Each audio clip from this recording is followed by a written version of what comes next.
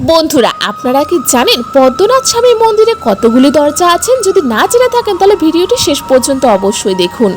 ভারতের কেরালা রাজ্যে তিরুভুবনপুরমের পদ্মনাথ স্বামী মন্দিরের রহস্য আপনারা হয়তো অনেকেই জানেন না। এই মন্দিরে 7টি দরজা আছে, তার মধ্যে 6টি দরজা থেকে এত গুপ্তধন পাওয়া গেছে যার অনুসন্ধান আমরা করতে পারি না। কিন্তু 7ম দরজা খোলার চেষ্টা করলে মানুষ তাতে অসফল হয়।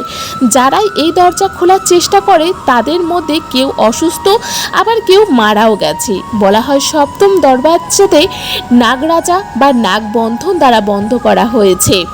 যখন মানুষরা কান লাগিয়ে সেই দরজার পেছনে কি আছে শোনার চেষ্টা করে, তখন তারা সাপের ফিসফিস আওয়াজ এবং জলের শব্দ শুনতে পায়। সবাই বলে এই দরজার পিছনে এমন কিছু আছে যার রক্ষা স্বয়ং সাপ করেন। কেউ কেউ তো এটিও বলেন এই দরজার পেছনে ভগবান বিষ্ণু পর্যন্ত পৌঁছানোর রাস্তা রয়েছে।